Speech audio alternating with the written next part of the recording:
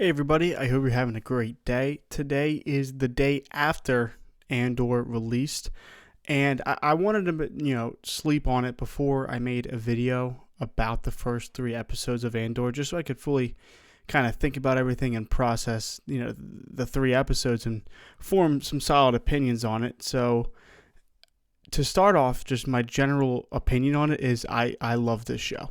I think this show is absolutely amazing. I think this is exactly what Star Wars kind of needed. When you look at kind of the landscape of where Star Wars is currently, where the fans are currently, and people keep saying, "Oh, this is Star Wars is for kids," and I don't think it is, because when you look at the people who are watching Star Wars, it's pretty much people who are a little older than just kids. Because the reality is, it's no longer, you're not watching the Clone Wars on Cartoon Network anymore. These kids don't have as much exposure to Star Wars, I guess, as we did.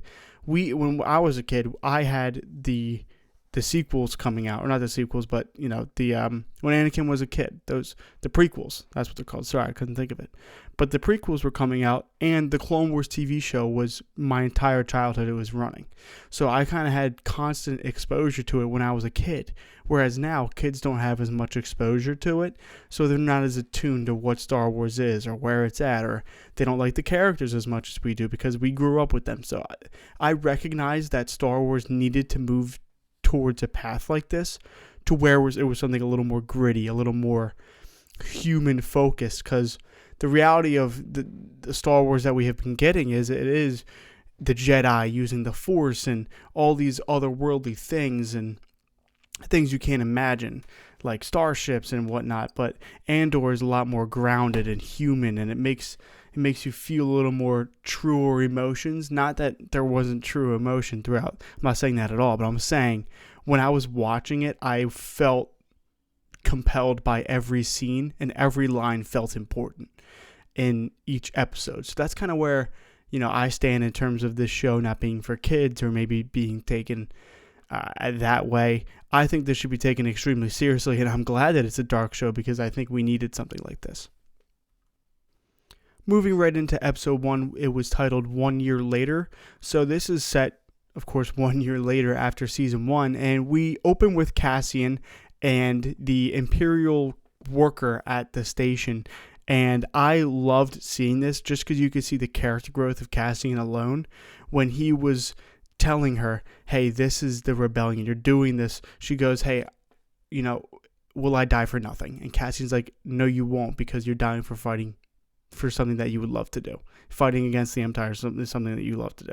So seeing Cassian switch from being that I'm all about me to a team player was really great to see.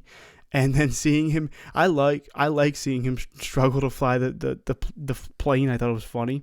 Not funny, but like, of course, it was like an of course moment where like Cassian always seems to run into some type of issue, as later seen when he flies to what we now know as Yavin, but there was no buyer there. I was like, oh my god, like only Cassian could run into so many problems on a mission. One thing I do wish they kind of gave us was a little more background of why he was stealing the TIE Avenger and where it fit in the puzzle in terms of, was it a Luthen? Obviously it was a Luthen job, but is Luthen now working with other cells to get them, or I'm not really sure. So that's kind of I wish we had some more clarification there. And then from there we move into Maya Pei, and we see kind of the old Phyrexianians over there hanging out. We have Brasso and Bix and my favorite character B. But yeah, you can see how they kind of got integrated into their little economy. They have a little. It's nice to see, Will has a love interest and they kind of settled in. But the reality is they are refugees and they're not supposed to be there. And when the Empire comes, it's a really big deal. And that's something I think this show does great, is making the Empire seem like a really great, imposing villain, where they can at times seem a little clunky and easy to get to overcome, where this show really grounds them and makes them feel very, very intimidating in their ways. And I apologize. The planet was not Maya Pei, it was Mina Rao. I apologize, I mixed up. The Cassian was captured by remnants of the Maya Pei Brigade. And I know that this is if I were to rank all of the different sub arcs within the 3 episodes, I think Cassian being on Yavin would obviously be the weakest, but I also think it drives home the hardest message. And I think at the end of the series, that's what's going to be the most important in a way, is how how they are not able to cooperate as a true rebellion whatsoever. You hear Saul Guerrero say it in the beginning. It's like we're the only true ones with a purpose, and that's true. Saul Guerrero's, he may be extremist and he may be a lot, but his group was the most centered, the most purposeful. They had a clear leader. They had a clear purpose. Whereas you see the Maya Pei Brigade, their leader dies and they completely turn into shambles. And they're not even rebels anymore. They're just crooks and bandits on a planet abandoned. You know what I mean? And it really, to me, I liked watching it really sets up the need for an organizing force, which we know is going to be Mon Mothma. But Mon Mothma has no idea that, she has some idea, but there are so many different rebellion groups that are all doing their own little thing, and they all just are a mess. And they really do need that driving force of unity, and that's going to be eventually Mon Mothma. And this was a way of kind of portraying that this is what they need. Moving on from there, I was really happy to see Krennic come to the screen on episode 1. I was absolutely not expecting that at all. I absolutely loved it. And it started off by showing all the other Imperials at the table, and then you switch and see Director Krennic at the head of the table, and he just has such an imposing force to him. Whenever he's on the screen, I feel so captivated by him stoically just standing there. It's like, oh wow, this guy means business. He reports directly to the Empire, and I think it's also funny how he says he's looking for unlimited power, a source of unlimited power for the Empire, as if it's some sort of electric conduit. Really, we really know it's a Death Star. So I like his play on words there. It's kind of a little misleading to the officers in the room. But that's pretty much what happens in episode 1. You see Deirdre Miro and her now love interest. And that's kind of a weird little thing that's going on. I don't really want to talk about it that much. But moving on to episode 2, it's called Sagrona Tima. And, Cassian ends up in the middle of these two feuding rebel factions now that used to be united, but now they're two separate ones. And he's kind of just I think they drugged this one, I think, a little too far. I understood the message pretty clearly by the end of it, don't get me wrong, but they could have made that a little shorter. But yeah, that you see more of that within the episode. Their infighting and their inability to come to odds and figure out a solution rather than just fighting each other. On Syndralla, Mon Mothma is doing her thing with the wedding, which I can't believe I haven't talked about this, but this is the best part of these episodes by far, is on Syndralla with Mon Mothma. I mean, I would have never thought a character like Mon Mothma would have grasped my interest as much as she has, because she is fantastic. She is the engine of the first 3 episodes, where I can't stop watching. The opening scene with her on Syndralla, where it looks like either the way they shot it or the way they edited it, it looks like it's all one scene, and you see her smile, and then she goes back to that straight, anxiety-filled face. It's really amazing. Not only her acting ability, but the way that was shot. It shows how much effort and care was put into the show, and I really, really appreciate that moment.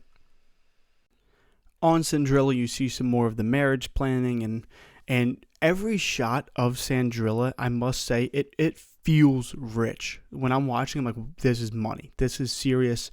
These people are important. They're powerful. They play a big role in the galaxy.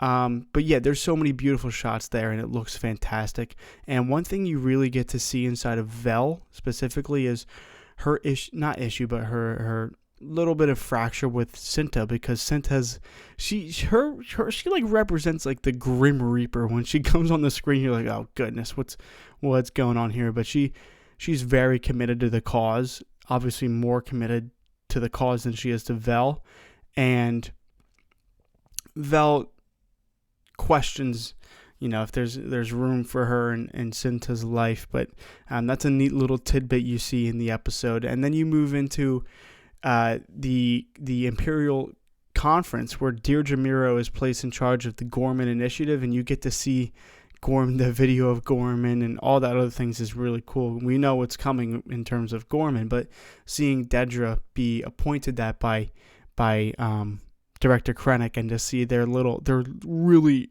incredibly short conversation, and she walks away, and Krennic has that little grin where he's like, all right, this is the one. So and then you get to see him go home and be with Cyril. It's a bit crazy. And then we move into episode 3, where we see on Mina Rao the Imperials have really started to take over, and you see probably one of the more controversial moments in Star Wars recent history, with Bix and the Imperial officer who is clearly trying to impose himself onto her. And I don't really want to talk too much about it. I don't want to talk many politics. But for the show and kind of where they've taken the themes, how human they've made the show, and how intimate the characters have become to us, I wouldn't say it feels completely out of place. I know people are saying, oh, this is Star Wars, there's no place for that. Trust me, I understand that more than I guess I'm showing now. But my true belief is, for a show like this, I can see that being a realistic thing in terms of somebody abusing their power in a situation like that to try and get what they want in that type of way. I wouldn't say, like, I could go without it for sure, but I'm not going to sit here and be like, this blah blah blah, whatever. It happened. It goes with the story in some sort of way. I don't know. I didn't have as much of a problem as everybody else did, so that's okay.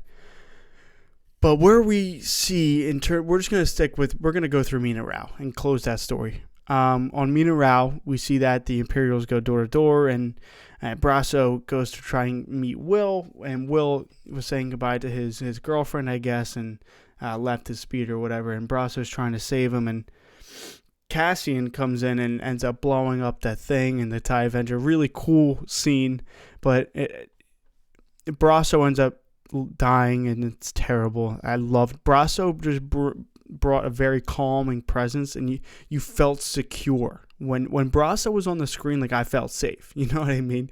Even though I'm not even in the show, but I felt safe. He was always like a protecting force when Cassie wasn't there for the Ferrex crew, and more of that, fatherly figure in a way. And seeing him go really sucked, but it felt really empty in a way. He dies off screen. You didn't even know he passes away until Cassian lands the plane. And I think that's purposeful. I think it's meant to be like he died for nothing, because in reality, he pretty much did die for nothing. He was there to save Will. Will ended up making it back, and he was trying to leave, and he ends up dying for nothing. And it's meant to symbolize, in my opinion, I think it's meant to symbolize that there are so many sacrifices that are made in terms of the greater cause, and sometimes things just happen. And that was one of those things that I guess just happened. It gives everybody, I guess, even though they already hate the Empire enough. I don't know. But yeah, okay, moving on to Cassian on Yavin 4. So he ends up escaping, and, the infighting, it was actually like a comical moment. They all went like, aw, and he flies away. But yeah, that part was funny. But yeah, I think we harped on that a little too much. I understood the meaning of it, that the rebellion is a unifying force, whatever. The Empire can. And then we're going to move from there, Mon Mothma. You'll never feel having right Tay unless you're doing Colma kind of break out into this. I don't want to use the word selfish, but I guess it is a little people are selfish. having But about he's season like, one he kind of turns on her. is unlike anything that I ever worked on.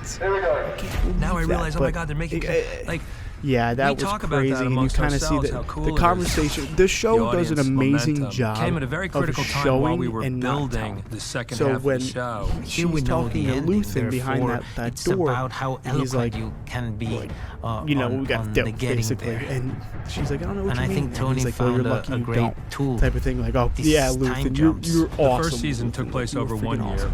we're now going to have another 12 so there's episodes that, are going to take and us then over the next 4 years. So she had like each one block of little 3 episodes goodbye will with move us Lita in a 1 way year where she was like, closer "You don't have to do Rogue this. You don't One. have to do this."